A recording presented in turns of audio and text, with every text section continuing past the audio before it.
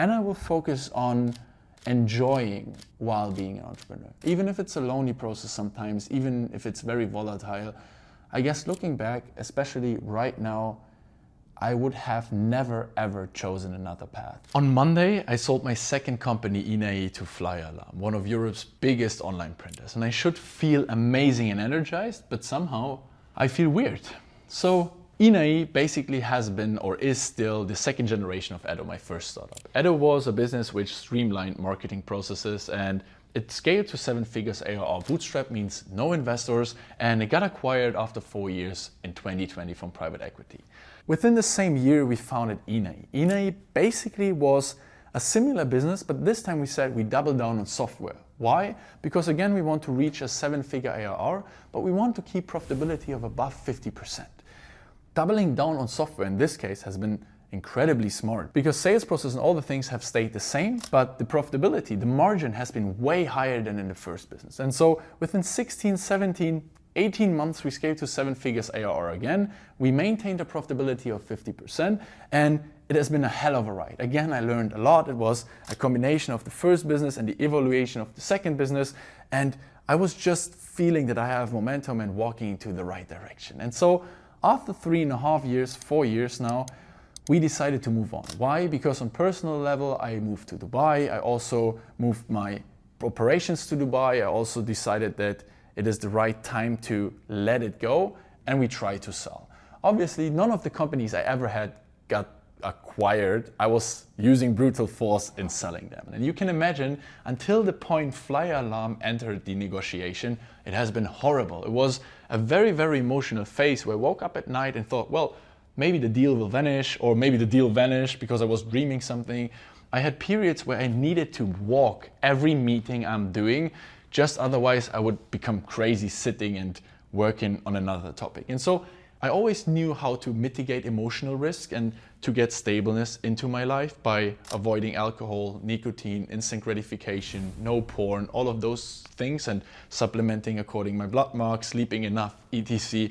But in any case, this time has been emotional, challenging. And so I thought the moment I will sign the papers, the moment I will be at the notary, everything will change. I will be satisfied, I will focus more on the process, I will enjoy life. Everything what comes now is just an add-on, I am already done. But the moment I signed actually the paper, so the moment the notary was done, I realized, well, nothing really changed. And so for the second time in my life, I did it with Edo, I fell into a trap. And so by recording this, by reflecting about it, something became very clear. Yes, it is good to have a certain level of net worth and to know that you do not have to work again and that you do not have to worry about some expenses you have.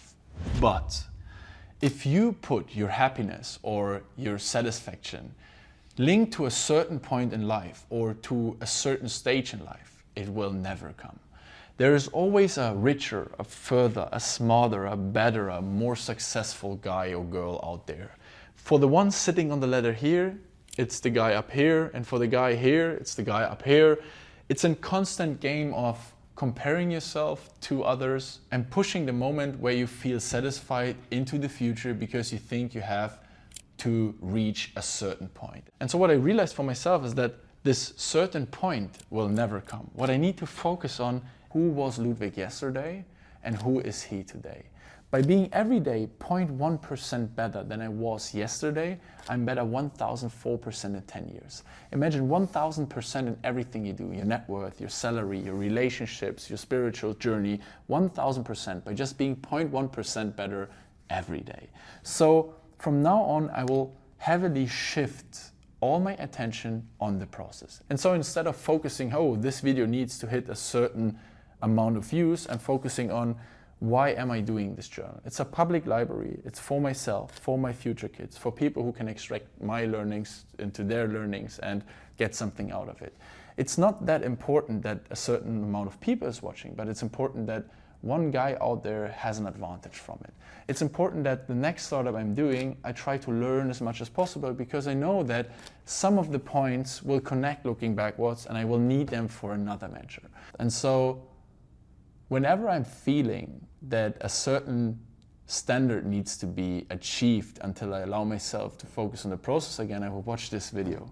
It's not that. It's just about how you manage the little things along the way until you achieve what you're long-term seeking.